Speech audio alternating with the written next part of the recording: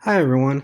Today, what we're going to do is continue looking at how institutions relate to society and how they relate to our subtopics. Specifically, today we'll look at how leisure connects to the institution of the economy. But before we get there, let's do a brief recap, reminding ourselves that last class presentation we got into the final part of our semester, the institutional foundations of society.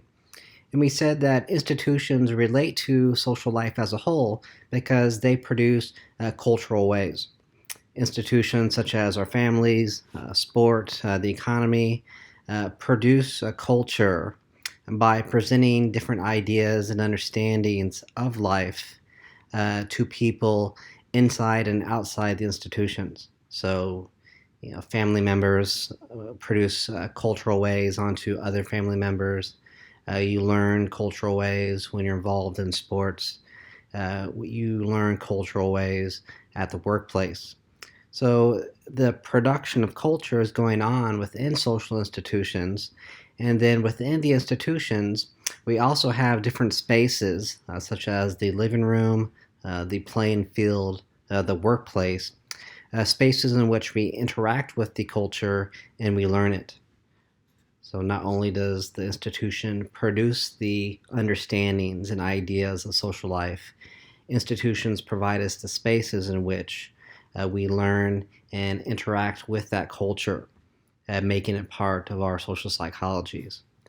And we also said that institutions will organize individuals by our social characteristics. So our age is a big characteristic that's used to organize people. When you can drive, when you can vote, when you can legally drink alcohol, smoke tobacco. Sex is often used to organize people, where you're supposed to, use the restroom, what sports you can play, what leagues you can play the sports in. Race is another factor that we look at when it comes to how institutions will organize people differently. As I say in the slide, different educational scholarships may be connected to one's racial categories. And then class is another big one that ties into how we're organized as individuals. So, how much you pay in taxes, how much tax relief you may receive from the government, often ties directly to your class position. When we highlight the functions of social institutions, we can start to reveal the interplay of all three dimensions of our course framework. We can look at how culture relates to institutions, how social psychology relates to institutions, thus connecting the dots among all three course dimensions. Culture relates to social psychology because once we're socialized in a culture, that becomes part of our mindset. Institutions relates to social psychology because they provide us the space in which we internalize the culture, and culture relates to institutions by recognizing institutions in a society produce that society's cultural ways. So we link institutions to culture by recognizing cultural production, and we link institutions to social psychology by recognizing where we encounter and we learn culture is within institutional spaces. We looked at the connection between institutions and the social construction of reality by looking at the Chapkus chapter. And so we looked at a chapter from a book, and that chapter concentrated on the a brief history, we can say, of marijuana, cannabis as a medicine. And so, what I wanted to do with that brief history was simply reveal, how institutions, but also how the other two dimensions, culture and social psychology, come together to construct our realities and sometimes reconstruct the realities in which we live. So, the institutions we looked at, government and medicine, started to promote a new culture around cannabis, around marijuana use as medicine. The new culture was about changing the positive meanings about it to more negative meanings. And in doing so, they changed the idea of the stereotypical user uh, rather than the white middle class housewife. The new image of the user was the criminal male racial minority. And then we can look at how, on top of stigmatizing the drug and the drug users, they also tried to change the meaning of it by making it illegal to research it and making it illegal to use it. So, overall, the institutional work being done by governments in medicine, we start to see a new culture being produced of marijuana as medicine. And once people are exposed and re exposed to the culture, then it becomes part of your social psychology. People start to believe that marijuana is a demon drug, marijuana is not useful as a form of medicine. Looking at the Putnam reading for today, we're connecting the economy to leisure activities. And this is what you're asked to do in your latest in class assignment. So, looking at Putnam's reading for today, the book it comes from, so here's another kind of section of a book like the Chapkus piece. The book is called Bowling Alone. And in Bowling Alone, he captured the decline in social participation since the mid 1970s. So basically, when looking at people participating in their leisure time, there has been a decrease in participation when you look at various different institutions, various different formal activities. So you'll see that church attendance, volunteering at a church has decreased, participating in local, uh, national government has decreased. You can look at voting rates, you can look at memberships of national organizations such as VFW. You can look at formalized sport league enrollments have decreased. You can look at in education, how volunteering has decreased, PTA memberships have gone down. In the family, formal activities such as going to the movies, every week, going out to dinners weekly, those formal activities have decreased as well. And then activities with friends such as bridge clubs, meeting people out for a weekend breakfast. So, what's going on here is that you see since the mid 1970s, people are not really, today, people are not really doing as many things together in these kind of formal leisure activities. And the bowling alone title comes from that, yes, we see the social participation decreasing, but bowling itself is more popular than ever before. But the rub is, what you see is bowling leagues have decreased in memberships and participation, but people bowling individually has increased. So this is what Putnam was getting at. Why aren't we really going out and doing things together anymore, as we were doing in the early 70s, the 60s, late 50s? Putnam is careful not to paint an overly romanticized version of the past.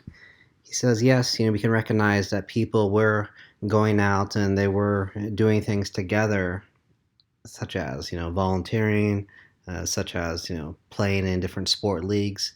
Yes, this is true compared to today, but the past wasn't necessarily a golden era. And by that, he just wants to bring to our attention that we have made progress today, that the progress we've made today, we're much better off compared to what was going on in the late 50s, 60s, early 70s.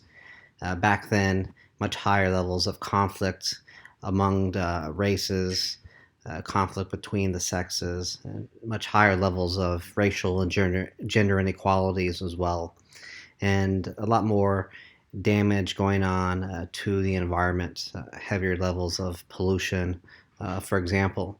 So yes, we have made strides, we have made progress that today, comparing ourselves to the past, we're much better off. But again, he's interested in looking at what are some of these consequences that come with people not doing things together as much today compared to the past. What are some of the consequences that accompany the shift to lower levels of participation?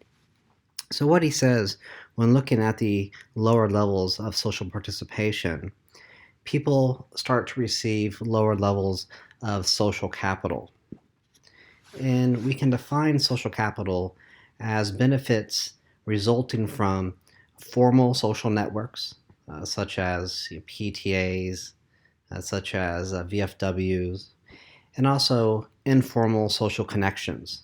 So, just informal connections you may have with your neighbors, with your fellow community members. And so, social capital is a form of capital because you get results, you get returns from the relationships. So financial capital is when we talk about money, and so with your money you get returns. You can buy something, and in return to for your money you can get clothing. But here the social capital is still a form of something that we use to get a return. It's a form of capital, but rather than a money transaction, what we see is a social transaction where people working together in formal and informal networks start to benefit from these interactions. You gain returns. And so these benefits, these returns, are both private and public in nature. So by private in nature, individuals are going to be better off as a result. Individuals will see returns, and by public, the benefit is that the public as a whole, the community as a whole, will receive returns, will receive different benefits as a result of the social connections, these social networks operating. So just to break down those benefits, those returns as a result of getting social capital, we can look at psychological benefits. Privately, studies show that when people are working together, when people are involved in these formal and informal networks, our mental health is better off for it. So psychologically, there's a return because we're better off in terms of our mental health. And on the public level, when people are engaging in these networks, there's a stronger level of community solidarity, a stronger level of community togetherness. So there we can say the returns can be seen on a psychological level because people are better off mentally health-wise, and communities are better off because people feel a bond, people feel together more when they're doing things together more, when they're involved in these networks.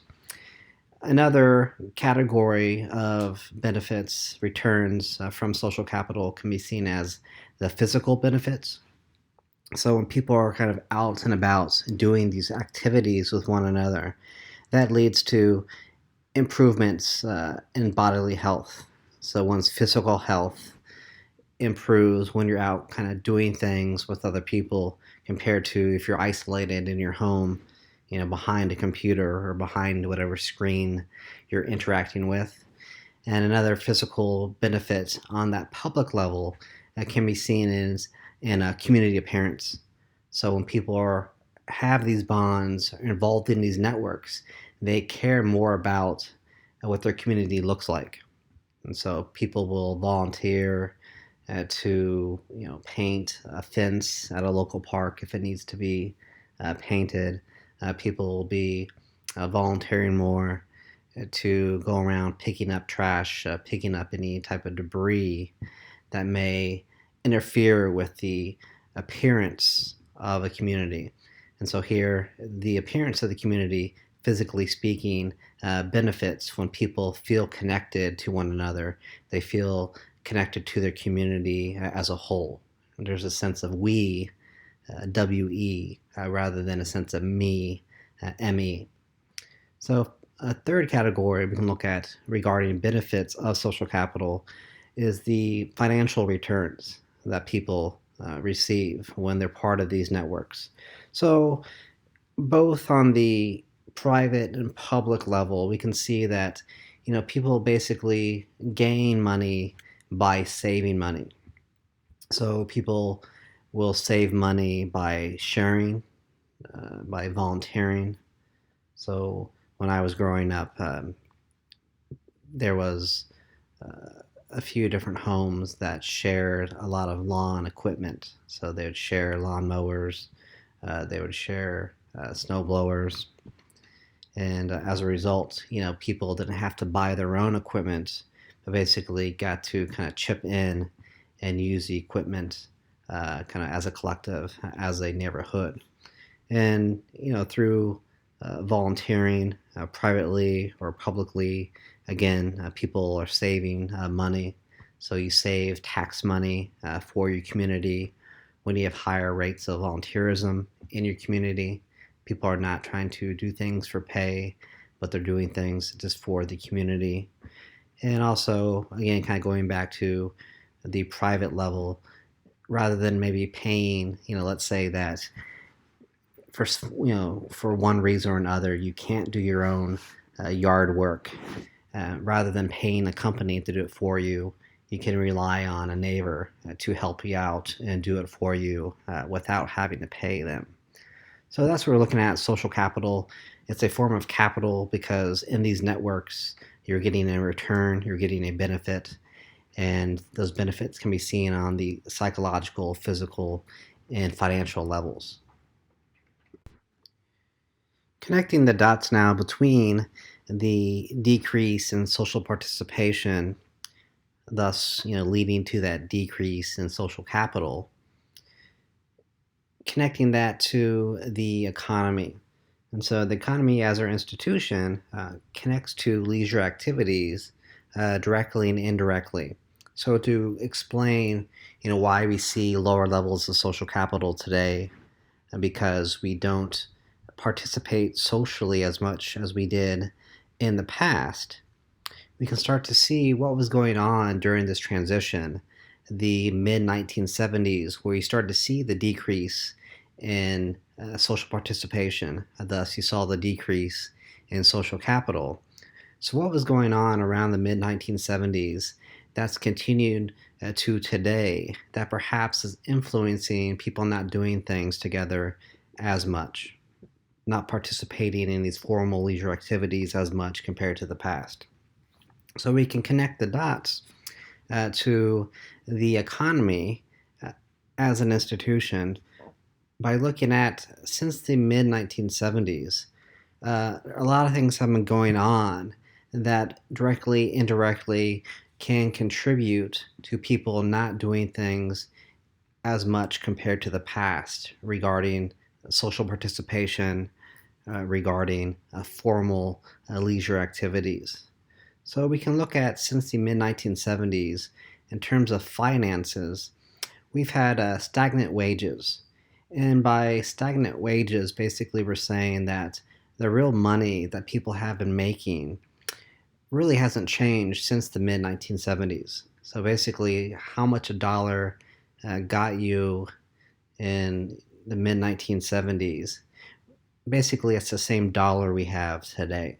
But the rub is that although the dollars remain the same in terms of its real value, prices have increased dramatically compared to the mid 1970s. So here, basically, the idea is, the money we are earning and what it's worth has not kept up with inflation. The prices of things that we need, such as food, clothing, utilities, transportation, so on and so on. So that's one factor that can contribute to people doing less, because when we have less money to spend, people are less likely to participate in these formal social activities. You're trying to save on gas money. You're trying to save on the dining out, going to the movies. You're trying to, save by not enrolling yourself in these leagues that come with a fee if you want to play.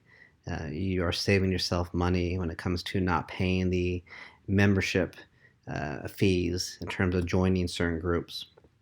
So another factor we can look at that connects to the economy is that compared to the past, people are now working longer hours. So again, looking at the shift around the mid 1970s, you start to see an increase of work hours. People are working longer compared to earlier periods of time, the early 70s, 60s, and late 50s. And in addition to working more today, we also have longer commutes to work. So getting to and from work has increased in how much time spent doing it, just as the work itself, in terms of time, has increased. So working these longer hours, having these longer commutes to work, can also contribute to people participating less, socially speaking, in these formalized activities, because when we're shorter on time, when you don't have a lot of free time on your hands, then you're less likely to participate in social activities. So if you only have a little bit of time to do what you want to do in terms of your leisure, often it's much easier just to do it by yourself, or maybe do it with a friend or a family member, rather than trying to schedule something in that's more social, more formalized in nature. So shorter on time, less likely to do the volunteering, less likely to do the formal sporting leagues that really encourage you to have kind of a fixed schedule, fixed time to do those things. But when you're short on time, when your schedule is very tight, and then you just really can't do those activities. And so finally, we can also look at kind of states of one's mind, states of one's emotions, and you start to see increases in mental and emotional disorders. So compared to the past, again, we're seeing that more people are kind of dealing with higher levels of stress, higher levels of anxiety, and these higher levels uh, likely connect to working the longer hours, having the long commutes, having less money to spend overall, thus encountering more difficulties with money. So we can look at kind of the first two issues, finances and time, as likely promoting the higher levels of emotional and mental disorders. So with that being said, when people are a little bit unsound emotionally, mentally, we're less likely to go out in public and do this social participation. When you're mentally spent, after a long day at work, when you're emotionally drained from your commute, then sometimes the last thing you really want to do is kind of go out and about and be around a bunch of people. You likely just want to sit on the couch, read a book, watch something on the television. So again, when you're doing that, kind of being isolated to recharge your batteries, to recharge your emotional, mental states, often again you're doing it privately. Thus, that's going to lead to a decrease in the social participation as a whole, leading to a decrease in social capital. So I think that's kind of the irony is, today when we are encountering more financial issues, more kind of mental and emotional issues compared to the past, what we do need is that social capital. What we do need is the network, the connection through which we can experience bonds, we can save money, and that can help us with the financial and emotional situations that we may be encountering today. But today, we don't have that social capital at least as much as we used to. So overall, this last slide here in our presentation for today nicely connects to what I asked you to do in the in-class assignment.